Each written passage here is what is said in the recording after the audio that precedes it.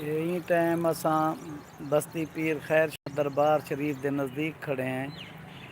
ये टाइम जी पोजीशन है सैलाब की जी जगह पे मैं खड़ा इतना तकरीबन 30 तो 35 फुट गहरा पानी है।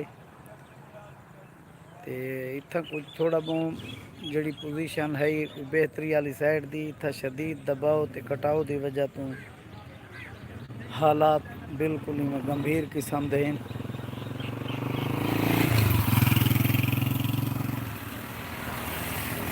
इंतजामिया आई हुई है इन जगह के उत्ते कोई सड़क का कटाव का मूड है शायद कि उनकी वजह तो ना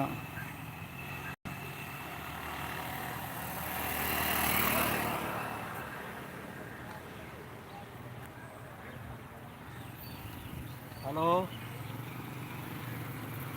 हेलो आगे मैं हमारे सभा को बाहर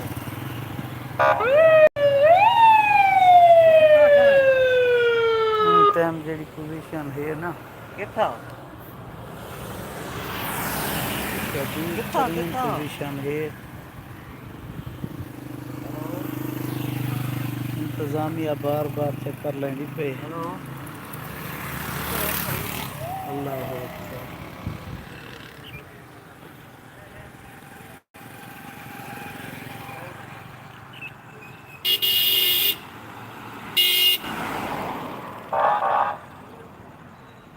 मेरे ख्याल पुलियाँ खोल दी ने हैं नहीं कौन हैं।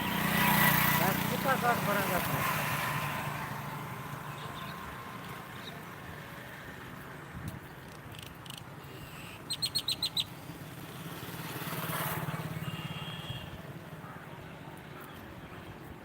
इंसान तो इंसान खाले के कायनात दे घर को इन्हें माफ़ किया सारे घर के सारे घर में रह गए एक मस्जिद है।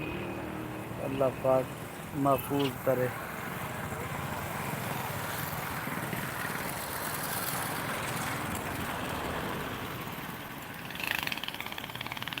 इतना कोई